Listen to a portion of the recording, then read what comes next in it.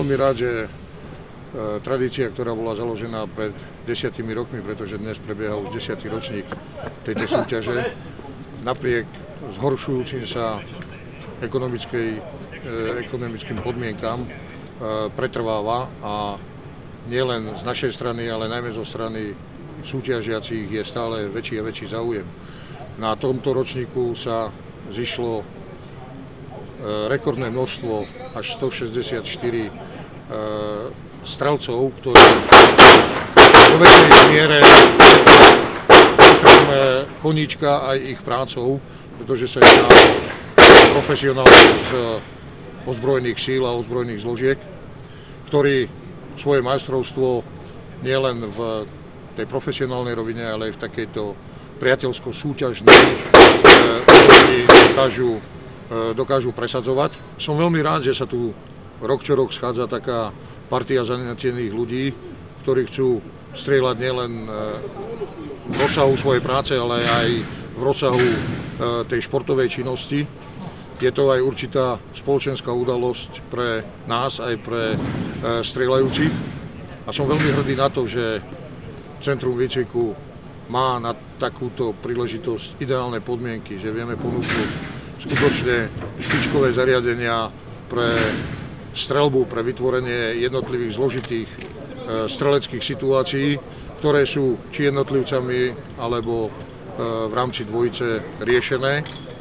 A som veľmi rád, že je záujem o naše zariadenia aj v tej športovej oblasti.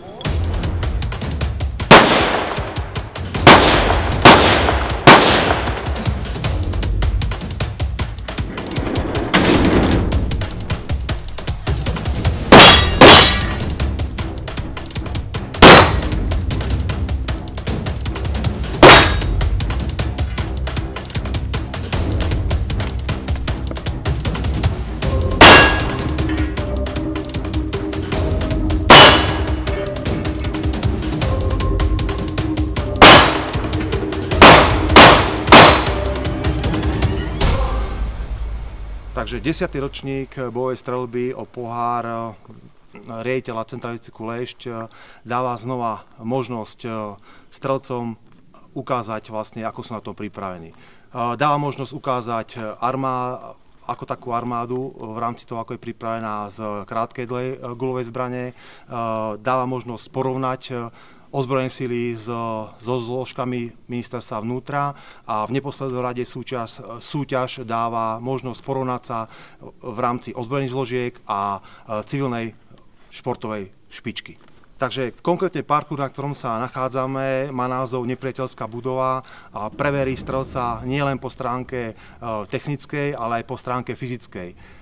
Parkour začína najprv strieľať strelec, ktorý si vylosuje samopál a vlastne z bočného schodiska budovy strieľa terče papierové, likviduje tzv. Strážcov budovy, následne zbieha po schodisku dole, dáva pokyn strelcovi pištolovému, že môže vstúpiť do strelnice a ten rieši kovové terče, ktoré sú konkrétne rozmiestnené dosť zložitom slede, to znamená musí vyhľadať, lebo toto je tajný parkour a musí likvidovať 12 kovových páchateľov.